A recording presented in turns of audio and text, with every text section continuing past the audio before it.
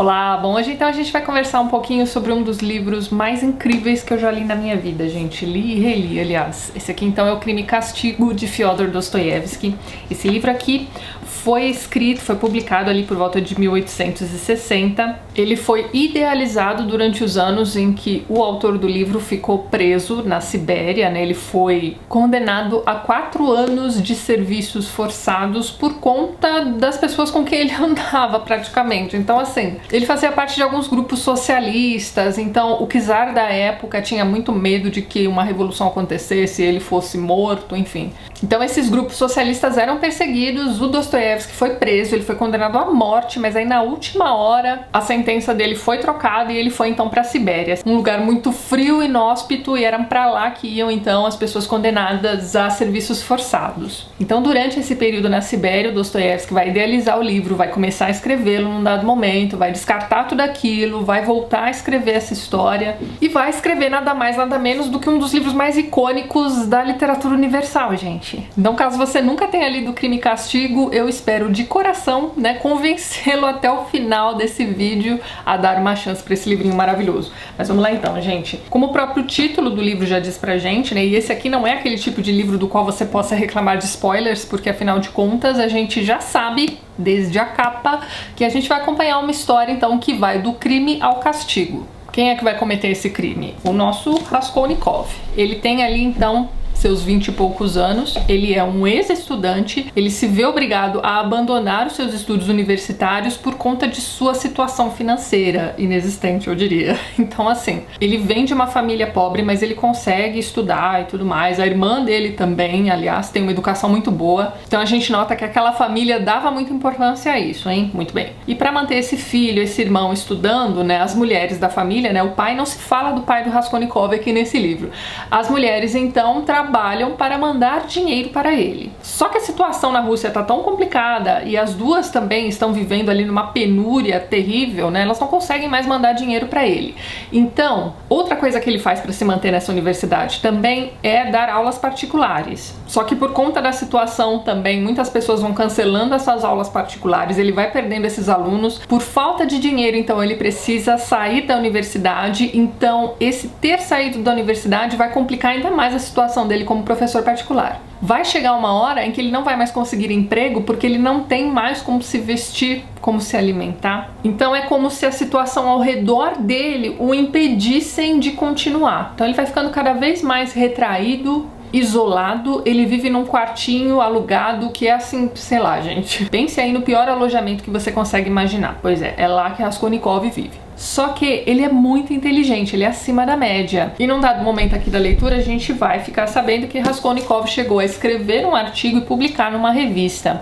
Nesse artigo, ele vai discutir a questão de que alguns crimes poderiam ser, assim, eximidos de culpa ou até mesmo de castigo, porque na verdade eles trazem um bem maior, ou para a população, ou para a humanidade, enfim. Então ele vai dar aqui alguns exemplos como os dos grandes conquistadores, né, os crimes cometidos durante essas conquistas, até Napoleão. Napoleão, inclusive, é o grande ídolo de Raskolnikov aqui. É até engraçado, em alguns momentos ele vai ficar pensando assim, o que Napoleão faria nessa situação? Então ele vai dizer que alguns grandes homens teriam então esse discernimento, né, para decidir que crimes poderiam ser cometidos para esse bem maior ou não. E ele se tem muito em alta conta. Ele se tem também como um grande homem. E a gente pode até pensar na questão do super-homem de Nietzsche, né, que era também um leitor ávido de Dostoiévski, diga-se de passagem. Mas então, desde o início do livro a gente vai acompanhando Raskolnikov premeditando um crime para um bem maior, veja bem. Então, o que acontece é o seguinte, para que ele consiga sobreviver naquele quartinho inóspito, nas situações de penúria em que ele vive, ele acaba penhorando alguns objetos dele. Então, assim, geralmente eram presentes que ele recebia da mãe ou da irmã, um relógio aqui, alguma coisa do tipo. E a pessoa a quem ele levava, né, esses objetos para serem penhorados era uma senhora péssima. Então, assim, ninguém gostava daquela senhorinha. Então, ela cobrava juros abusivos, ela era uma pessoa desagradável, tratava mal as pessoas. Ela tem uma irmã que, por algum motivo, eu achava que fosse uma senhorinha como ela também. Mas lendo esse livro aqui, essa foi a primeira vez em que eu li uma edição traduzida direto do russo. Das outras vezes eu tinha lido de uma edição que foi traduzida do francês. Mas então, aqui a gente fica sabendo que na verdade essa irmã dela tem 35, 30 e poucos anos.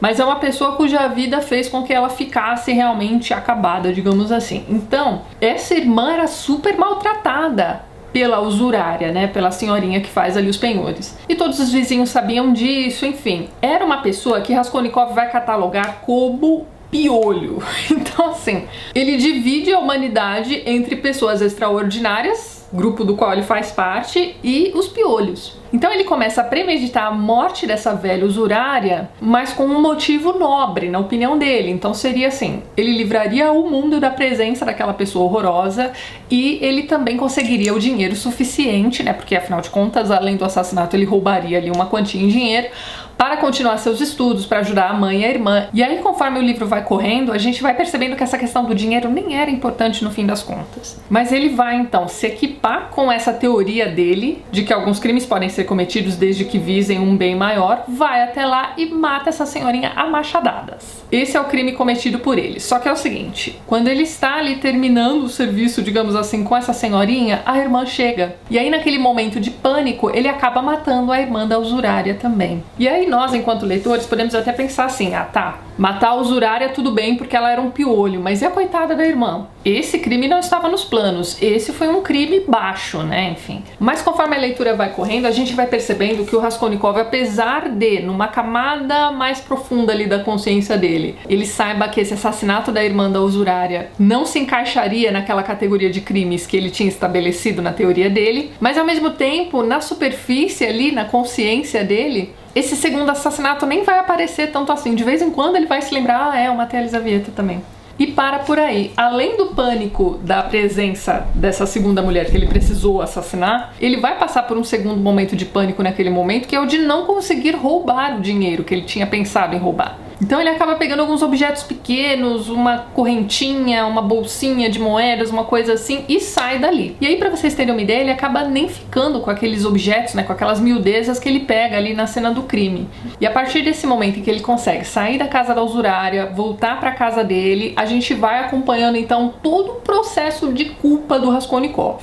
Então, se a gente pensar aqui no título do livro, a gente pode dizer que o crime é premeditado e acontece ali nas primeiras 100 páginas desse livro, e as demais 400 vão dar conta então do castigo. E esse castigo aqui dentro do livro, na verdade, vai ser aquele castigo interno do remorso, no qual ele vai fazer de tudo para não pensar, mas não tem jeito, a consciência dele não deixa, e também o preparo psicológico, digamos assim, para o momento da confissão, para o castigo imposto pela sociedade. Então toda a jornada do castigo do Raskolnikov, gente, é penosa. A gente vai passar o livro inteiro dentro da cabeça desse assassino que cometeu esses assassinatos a sangue frio, com machadadas. E a gente vai passar a leitura desse livro inteiro com sentimentos conflitantes, porque afinal de contas, a gente vai torcer pelo Raskolnikov. Apesar dele ser uma pessoa super desagradável. Tem até um momento aqui no livro em que o melhor amigo dele, né, que é o Razumikin, que é o melhor personagem desse livro, gente, sério, o Razumikin é maravilhoso, ele é muito engraçadinho. Então, ele vai descrever o Raskolnikov pra mãe e pra irmã dele, que vão visitá-lo ali num dado momento, como se fosse assim uma pessoa horrível. Vai dizer que ele é desagradável, que ele é desbocado, que ele é grosso com todo mundo, mas enfim, por algum motivo continua sendo o melhor amigo dele.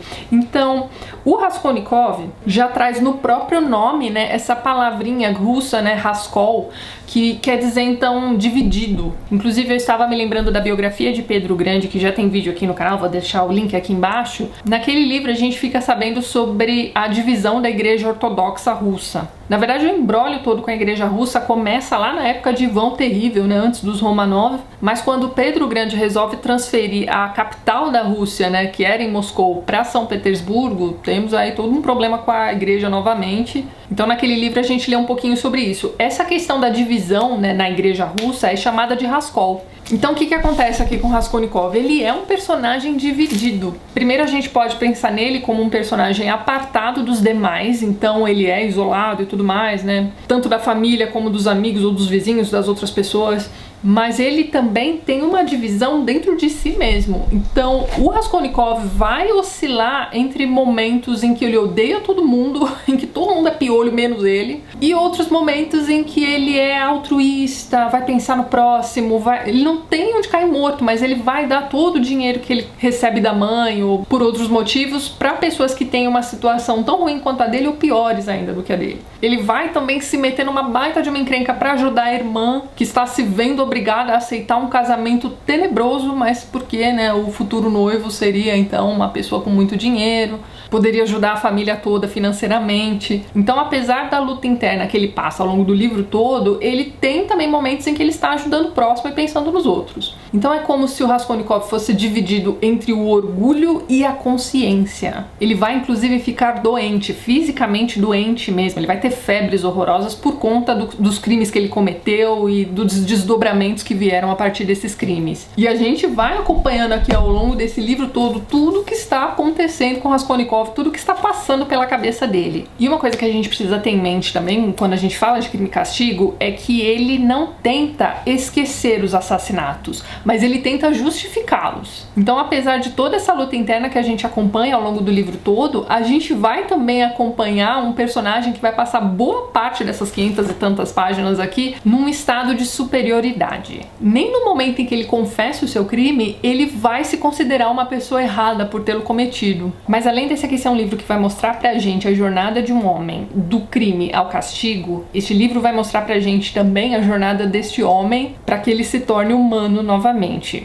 Só que o livro não trata somente desses assuntos, gente. Esse aqui é um livro muito rico. Ele vai tratar então da questão do crime e do castigo, vai tratar também do relacionamento complicado entre parentes de famílias disfuncionais, amor e casamento aqui é como aquela convenção social. No caso da irmã do Raskolnikov, por exemplo, o casamento seria então algo que não é exatamente um crime, mas que vai levar a um bem maior também, né? A tranquilidade financeira da família. A gente vai ter aqui também um baita livro sobre psicologia criminal, então fica muito difícil, por exemplo, você sair da leitura de Crime e Castigo e não lembrar desse livro enquanto você estiver lendo quaisquer livros sobre investigações, ou até mesmo assistindo a filmes e minisséries, né? Aquela minissérie mais recente da Netflix, né? O Mindhunter. Não tem como não lembrar de Crime e Castigo assistindo aquilo. A gente vai ter aqui uma grande discussão também sobre a sensação de deslocamento, de não pertencimento da pessoa. Então, o Raskolnikov, ele sempre foi uma pessoa apartada dos demais. Então, não foi exatamente o crime que ele comete que fez com que ele se distanciasse dos demais. Ele já era uma pessoa distante antes disso. Esse livro também vai tratar sobre depravação. Então, assim, diversos personagens vão ter ali características muito baixas, digamos assim, do ser humano. Então a gente vai ter ali o Marmeladov, por exemplo, acho que é esse o nome dele, que é aquele bêbado que não tem jeito. Então, assim, ele desgraça a vida da família inteira por conta da bebida. A filha dele se vê obrigada a se prostituir para poder ajudar financeiramente aquela família. Enquanto eu editava o vídeo, eu percebi que eu esqueci de comentar uma coisa interessante com vocês também, que é a questão do duplo, que aparece na obra do Dostoiévski também, em trocentos livros e contos dele. Mais pra frente no vídeo eu vou comentar sobre um outro duplo do Rasko, mas aqui também ele vai ter um duplo com a Sônia, que é a filha do Marmeladov, essa prostituta, enfim. Ele vai entender que essa moça é uma igual, porque ela é também uma pessoa religiosa e ela enxerga o Raskolnikov não como um criminoso, mas como um pecador. E por isso ele vai olhar para ela também como uma pecadora. Mas tem uma coisa interessante também a respeito da religiosidade da Sônia. No momento em que o Raskolnikov faz a confissão para ela, né? Primeiro ela vai dizer que ele precisa pedir perdão para Deus e tudo mais, mas ela vai dizer também que ele deve ir a uma encruzilhada e nessa encruzilhada ele deve beijar o solo e pedir perdão. Então ele tem que se virar para sul e pedir perdão, para norte, para leste, para oeste. Então tudo isso, pelo menos pra mim, me soou como um pedido de perdão pra Mãe Terra. Então depois vocês me digam aí nos comentários o que vocês acharam disso, mas eu fiquei com a impressão de que a Sônia, ela tá também no limiar entre a religiosidade, né, entre o catolicismo, né, e o paganismo também. A gente vai ter mais pra frente um personagem que vai funcionar como um vilão ali na história, se bem que, né, como eu já disse, a gente passa o livro inteiro acompanhando a história de um criminoso, mas tudo bem. Esse vilão vai ser um cara que vai funcionar como um duplo direto ali do Raskolnikov, porque ele vai dizer que ele também já cometeu um crime, então por isso ele entende bem o Raskolnikov. Ele é um cara que vai tentar chantagear a família do Raskolnikov para que ele tenha a possibilidade de conseguir algumas coisas ali com a irmã dele, se é que vocês me entendem. Então esse cara, num dado momento ali, vai ser descrito pelo investigador do crime todo como um cara que era dado a orgias. Então, assim, a depravação está presente ali em diversos personagens e de diversas formas diferentes. Esse é um livro que vai tratar também de paranoia, né? Vai ter ali o momento da confissão e a gente vai acompanhar também uma redenção. E redenção nos livros do Dostoiévski sempre vai ter ali um cunho religioso, de alguma forma. Então, como eu ia dizendo pra vocês, além da questão da investigação e da psicologia criminal e etc., esse aqui é um livro que vai contar a história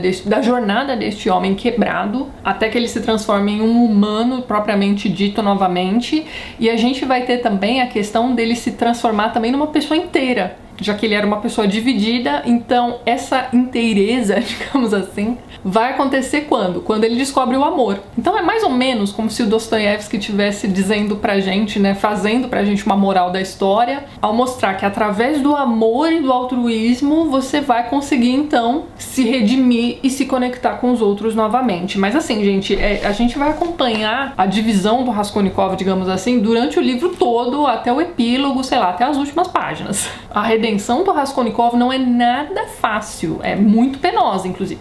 Esse processo de redenção do Raskolnikov é muito penoso. E ainda falando sobre essa questão da divisão dele, a gente vai acompanhar também alguns momentos em que pessoas vão dar depoimentos a favor dele, dizendo que ele já salvou crianças de um prédio em chamas. Então assim, toda vez que você pensa numa pessoa complicada, lembre-se de Raskolnikov. Não fica mais complicado do que isso. Ainda na questão da psicologia criminal, a gente vai ter aqui nesse livro a questão de como a nossa mente funciona para nos impulsionar a fazer a coisa certa, que no fim das contas vai ser inevitável. Então no caso aqui do Raskolnikov, é inevitável que ele passe pelo castigo. Então a gente pode olhar para esse livro aqui como todo um processo de preparo psicológico para o inevitável. E eu arrisco dizer que o tema principal desse livro seria então a questão da consciência, que pode estar até enterrada ali na pessoa, né? Você pode até tentar calar sua consciência, mas ela está lá o tempo todo te lembrando das coisas erradas que você fez e te impulsionando a fazer a coisa certa. E pensando então no legado de Crime e Castigo, a gente vai ter então essa psicologia criminal destrinchada aqui, né, nas vozes tanto do próprio Raskolnikov como do investigador também, em um livro que se tornou popular ao longo dos anos. Então, esse aqui é um senhor clássico da literatura universal. E quando a gente pensa no legado desse livro também, é aquilo que eu já tinha comentado com vocês. Filmes, minisséries, outros livros vão beber na fonte do Crime e Castigo e é praticamente impossível, depois de você sair dessa leitura, não fazer essas associações. Então agora eu vou recomendar para vocês também alguns textos de apoio para essa leitura. Sobre o Dostoiévski mesmo, né, eu tenho aqui alguns textos que vão falar bastante de sua vida, mas também de sua obra, né? Então aqui nesse livro Ensaio sobre Literatura, do George Lukács, a gente tem um texto extenso sobre o autor e sua obra. Tem também aqui nesse livrinho do Thomas Mann, O Escritor e Sua Missão, mais um texto que vai funcionar mais como uma mini biografia. É um texto que provavelmente veio ali como prefácio de alguma edição alemã dos livros do Dostoiévski. Quando a gente fala em Dostoiévski, não tem como lembrar de Bakhtin, e aqui, minha gente, em Crime e Castigo, a gente tem um senhor romance polifônico, né? Então essa questão do romance polifônico aqui em Bakhtin é o seguinte: a gente vai ter muitas vozes contando essa história, colaborando para contar essa história, ou mostrando pontos de vista diferentes pra gente. E no caso de Crime e Castigo, o próprio Raskolnikov é um personagem polifônico, né, por ser uma pessoa dividida. Então, para ler mais um pouquinho sobre essa questão do romance polifônico em Dostoiévski, ou para ler mais sobre a obra, esse aqui é um livrinho inteiro sobre a obra de Dostoiévski como um todo, então você não pode deixar passar o Problemas da Poética de Dostoiévski, do Mikhail Bakhtin. O Harold Bloom também fala bastante sobre Crime e Castigo aqui neste livrinho, o Como e Por Que Ler. Recomendo, inclusive, a edição original, porque essa tradução aqui tem alguns problemas. Olha só o que ele vai dizer sobre Crime e Castigo. Ó. Crime e Castigo continua sendo o melhor dos romances de suspense quase um século e meio após ter sido lançado. Acho que já faz um século e meio, mas tudo bem. E aqui nesse texto ele vai comparar Crime e Castigo com Macbeth, do Shakespeare.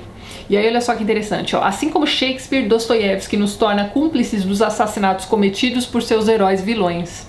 Macbeth e Crime e Castigo são tragédias deveras assustadoras que não nos purgam de qualquer sentimento de compaixão, quanto mais de terror. Revertendo a ideia aristotélica da catarse, que possui natureza sociológica e médica, essa questão da catarse em Aristóteles, ele vai tratar, na verdade, de que quando a gente assiste a um filme violento ou joga um jogo violento, enfim. Na época de Aristóteles, você só poderia ir ao teatro assistir a uma peça violenta, então quando você consome esse tipo de arte, você, na verdade, está ali passando por um momento de catarse, né? Então você não precisa passar por aquilo ou cometer esses crimes e tudo mais, você está assistindo. Mas voltando aqui ao texto, revertendo a ideia aristotélica de catarse, que possui natureza sociológica e médica, segundo a qual a tragédia nos livra de emoções que não propiciam o bem-estar social, Shakespeare e Dostoiévski têm intenções mais soturnas a nosso respeito. E aí ele continua, é essa sublimidade terrível, comparava de Macbeth, que faz com que Crime e Castigo ultrapasse o ponto de nos deixar deprimidos